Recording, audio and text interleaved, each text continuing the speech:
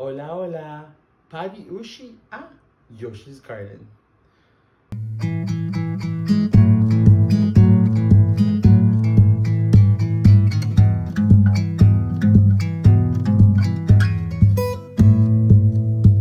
The first thing that we do here at Yoshi's Garden is cleanse our space. So that's what we'll be doing today. We'll just be cleansing the energy at home and also just overall, cleansing the good vibes that everything goes well from your side to our end. So this goes all the way home, all the way here. Let's clear our minds and make sure we start fresh with the second episode. Today you probably wonder why I'm talking Zapoteco in today's episode. Well, that's about it. Here's a famous quote by Rita Mae Brown, which says, "Language is the roadmap of a culture."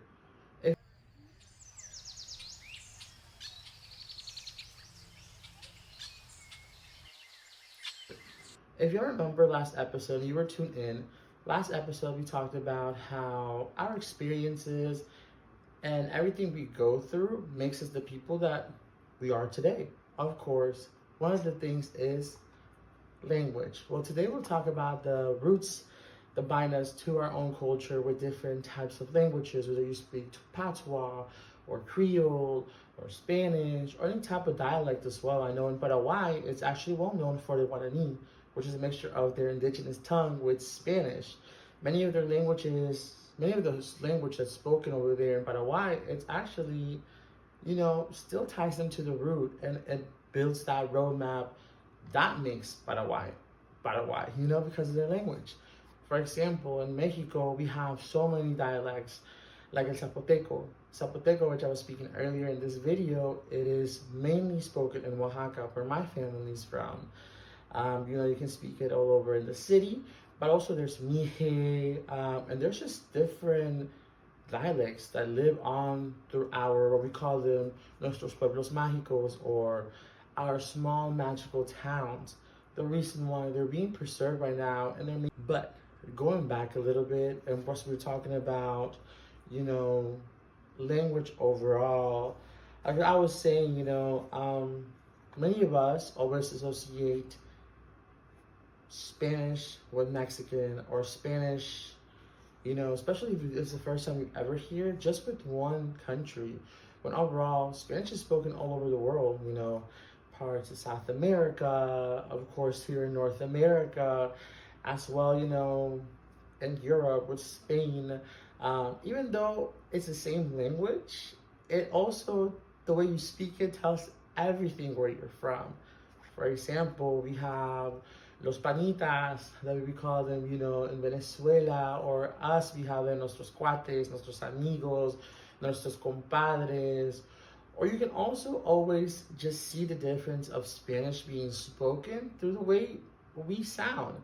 And I always say this, if you're always trying to have like the the flow, the reggaeton Spanish, that Spanish that's like very vibrant, you always think about Puerto Rico, the R. Siempre pensamos en otros países del Caribe, the Caribbean islands.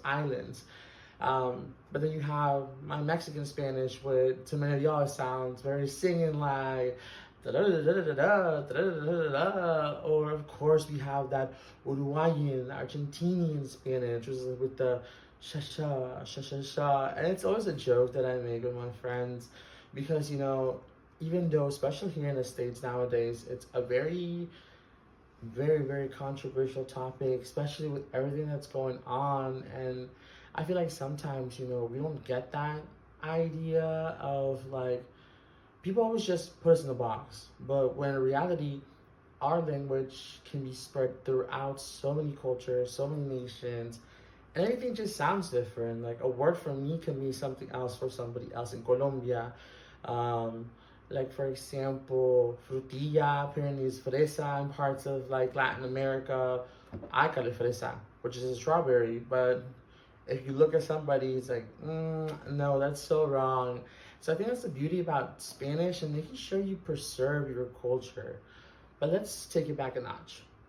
How do y'all describe the difference of when you speak it at home while you speak it professionally?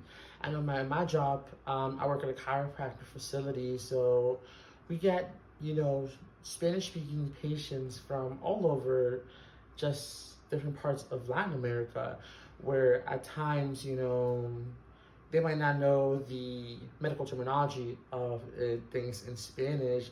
So I sort of have to like move around and maneuver myself for them to understand. Yet, like I was saying, I also speak Mexican Spanish.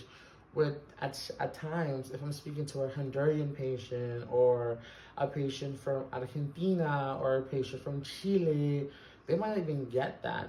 So I think the big difference between, tying in that how we speak Spanish at home and how we speak Spanish outside at home, whether it's professional way or outside in the streets, you know, tell me a little bit about yourself. You want to jot down on the comments just to let me know, hey, like this is how I do it, this is why I speak, or how do you feel overall speaking about it, Because going back to how we can go code switch between speaking Spanish at home versus speaking Spanish at work or outside is very different.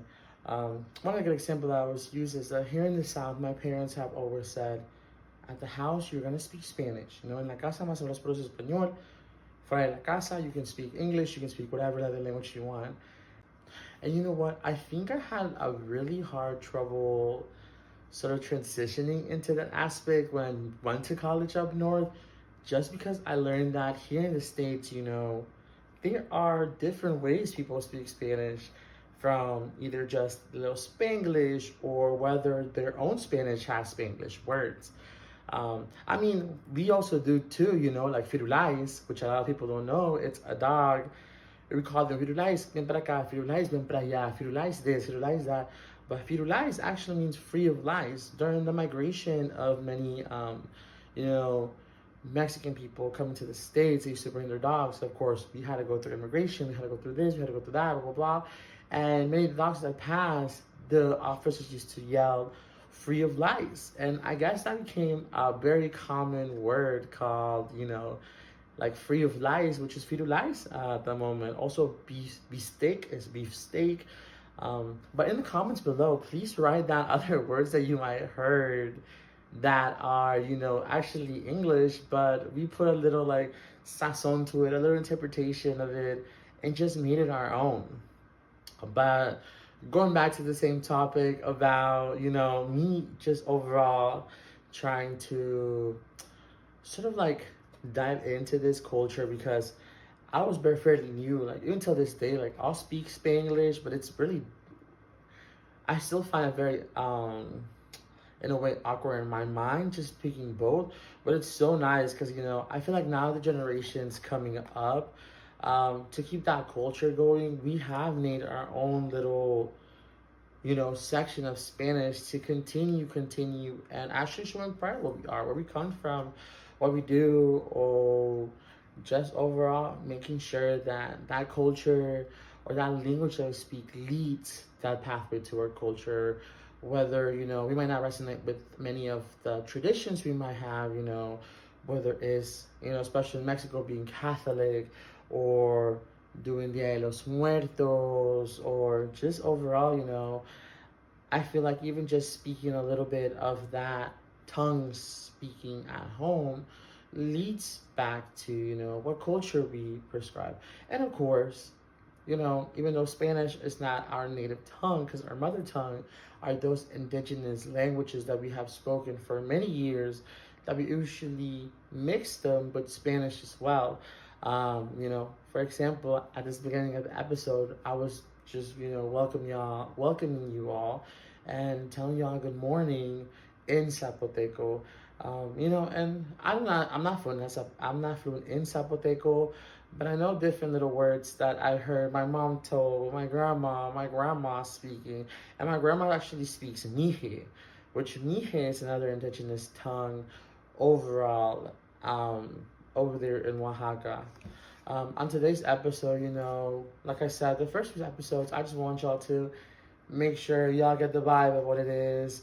Next episode, we'll actually have a guest and just continue this trend about how we can maintain our culture, you know, whether we're coming from Latin America, from Asia, from Africa, or just Europe in general.